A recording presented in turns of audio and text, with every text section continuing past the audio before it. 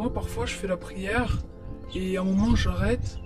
Et j'ai regardé sur internet que, apparemment, si on faisait pas la prière pendant certains moments, on n'était plus musulmans et qu'on sortait de la religion. Je voulais savoir si c'était vrai. En fait, j'ai rencontré une femme, on s'est fiancés et on devait se marier. Et à un mois du mariage, elle m'annonce qu'elle est enceinte. Du coup, je suis totalement perdu, je sais pas quoi faire. Je regrette tellement. Du coup, il y a plein de questions qui passent dans ma tête. Est-ce qu'elle doit avorter? Est-ce qu'on a le droit de se marier? Voilà, j'aimerais qu'on réponde à mes questions.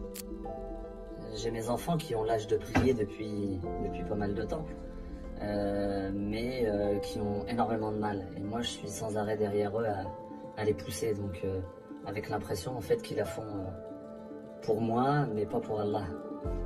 Et ça me pose un gros problème. Qu'est-ce que je peux faire pour que ça vienne d'eux-mêmes? Je sais que dans le Coran, le pardon est une haute valeur morale et que Allah nous y exhorte. Mais lorsqu'on est confronté à une personne qui nous fait du mal, que cette personne ne fait preuve d'aucune empathie, qu'elle ne s'excuse même pas, pour ne pas dire jamais, qu'elle persiste même dans son comportement qui est nocif, quelle posture on doit adopter? Est-ce qu'on a le droit de prendre nos distances? Est-ce qu'on doit vraiment pardonner? J'ai un projet de création d'entreprise et je voulais savoir si dans le cadre de ce projet, il m'était permis, autorisé, de souscrire un prêt bancaire pour lancer l'activité.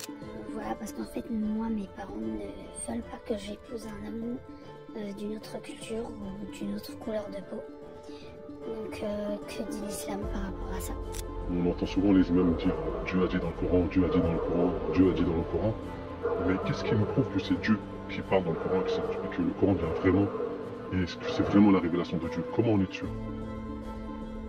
En réalité, nous pouvons tous être amenés à nous poser ce genre de questions.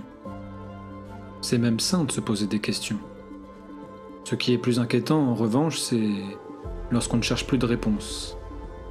Peut-être parce qu'on a honte de nos questions ou personne à qui les poser.